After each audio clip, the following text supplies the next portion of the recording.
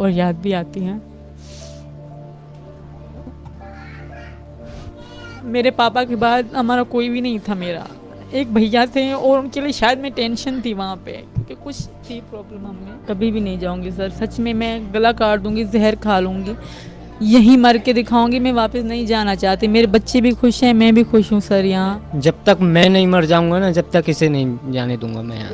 इस वक्त मैं उत्तर प्रदेश के रब्बूपुरा इलाके में हूँ और मेरे साथ वो दो लोग हैं जिनकी चर्चा ना सिर्फ भारत बल्कि पाकिस्तान में भी हो रही है, सीमा और सचिन।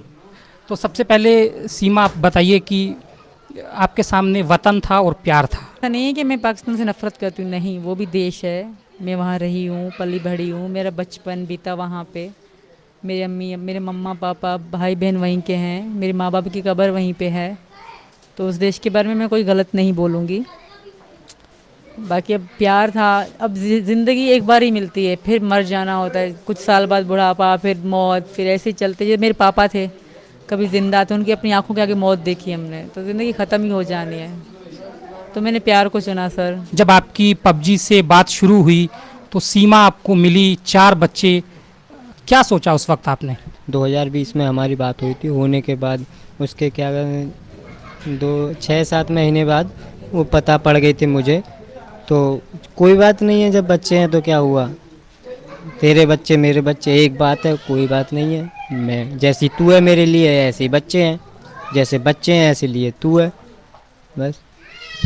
कब तय किया कि अब सीमा को भारत बुला लेना है? सर जब ही तय कर दिया था 2021 में, जब हमारा प्यार शुरू हो गया था। सीमा बताइए कि जब आप गेम आपने पबजी खेलना शुरू हुआ, पबजी पे आपको सचिन मिले, कैसे आपकी प्यार की शुरुआत हुई? हमारी सर बात होती थे, ये मुझे भारत दिखाते थे, मैं इनको पाकिस्तान। तो जस्ट फ्रेंड थे हम, तब सिर्फ खाली दोस्ती थी हमारी। ये मुझे दिखाते थे, मैं इनको दिखाती थी। ये खुश होते थे मैं पाकिस्तान देख रहा हूँ, मैं खुश होती थी मैं भारत देख रही हूँ। तो खुशी होती है ना कि दूसरे देश का बंदा आपसे बात करे, तो खुशी अलग होती है, वो बहुत अच्छी फीलिंग होती है। दूसरे देश का बंदा बात कर रहा है, तसव्वुर में कभी ज़िंदगी में नहीं सोचा था। फिल्में ही देखते थे भारत की, कोई बात भी कर रहा है तो आधा तो यही खुशी थी इनसे बात करने की, मैं इंडिया के किसी लड़के से बात कर रही हूँ। तो इसी में मतलब होते होते हमारी बात बहुत ज़्यादा होने लगी ना, आहिस्ता आहिस्ता। पूरे पूरे दिन, पूरी पूरी रात भी हमारी बात होती रही है। तो इससे मेरी बहुत आदत सी पड़ गई, बहुत मतलब प्यार हो गया इनसे। फिर पहली मुलाकात सचिन के साथ आपकी कहाँ हुई और कैसे आप आए? नेपाल में हुई सही 10 मार्च को। मैंने टिकट कराई थी इनके लिए, 10 मार्च को मैं आई थी इनके पास, नेपाल में ही। आप कह रहे हैं कि आपने हिंदू धर्म अपना लिया है, उसके बारे में क्या कहेंगी? मैंने खुद अपनाया है, मुझे किसी ने कोई प्रेशराइज़ नहीं करा। और हैदर वीडियो में कह रहे हैं कि सचिन ने हमारा दिमाग ख़राब कर दिया, हमें यहाँ लाए। मुझे किसी ने दिमाग मेरा ख़राब नहीं करा सर।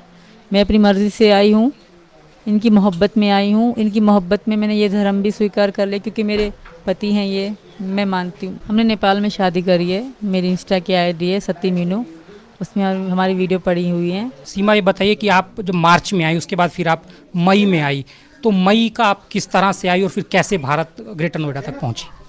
बस सेम ही था। मार्च में मेरे लिए थोड़ा कठिन था, क्योंकि फर्स्ट टाइम मैं एयरपोर्ट जा रही हूँ, फर्स्ट टाइम मैं जहाज़ में बैठ रही हूँ। क्योंकि जब जहाज़ उड़े तो मैं बिल्कुल बहरी सी हो रही थी, मुझे पता भी नहीं कि मेरे कानों में दर्द क्यों हो रहे हैं। तो मैं इसमें मुझे कुछ हो रहा है। तो वहीं 2-3 लड़कियां थी, मैं पूछ रही मेरे कानों में कुछ हो रहा है, ये क्या हो रहा है? तो कहते ये नॉर्मल है, जहाज़ उड़ते समय तो आपके कानों में दर्द होता है। इस तरह का था मेरे लिए। फिर सेकंड टाइम तो बहुत आसान था। मुझे पता पड़ गया कि यहाँ से एंट्री है, यहाँ से एग्ज़िट है, यहाँ लिखा होता है कि आप कनेक्टेड फ़्लाइट है, यहाँ लिखा है कि जो आप दुबई जाएंगे। तो फिर मुझे पता पड़ गया, क्योंकि मुझे समझाया था लड़कियों ने ना, बहुत अच्छी लड़की। नेपाल से भारत में तो चेकिंग होती है बॉर्डर पर, वो आपने कैसे पार किया और कैसे आप आई? किसकी आपने मदद ली वो, क्योंकि बहुत कठिन है? सचिन की मदद थी। इन्होंने मुझे अपना सारा एड्रेस सही से लिखवा रखा था। और जब मेरी टिकट हुई ना, तब भी इन्होंने अपना सारा एड्रेस, अपना नाम, पापा का नाम, सब कुछ सही से लिखवा रखा था। कि चेकिंग नहीं हुई? चेकिंग पूछताछ बहुत हुई अच्छे तरीके से। बैग चेक करा गया मेरा, पर आईडी कार्ड का पूछा गया तो मैंने कहा मेरा खो गया है, तो इसलिए ज़्यादा पूछा नहीं है। बच्चों को, मेरे बच्चे बीमार हो गए थे, तो 3 दिन का सफ़र था। बड़ी लड़की उल्टियाँ करती है बहुत ज़्यादा मेरी, तो इसलिए वो इतना ज़्यादा नहीं पूछा गया मुझ पे, मतलब थोड़ा रहम किया गया। पुलिस ने आपके पास से 3 आधार कार्ड और 5 मोबाइल फ़ोन भी बरामद किए हैं, वो किसके? एक मेरे पति का है, 3 मेरे बच्चों के थे, एक मेरा था, एक मेरा ख़राब फ़ोन था। वो टूटा हुआ था, मतलब 2 टूटे हुए बिल्कुल फ़ोन। एक तो यहीं टूटा है इंडिया आके। कुल कितने फ़ोन थे आपके पास? हमारे पास 5 थे, मेरे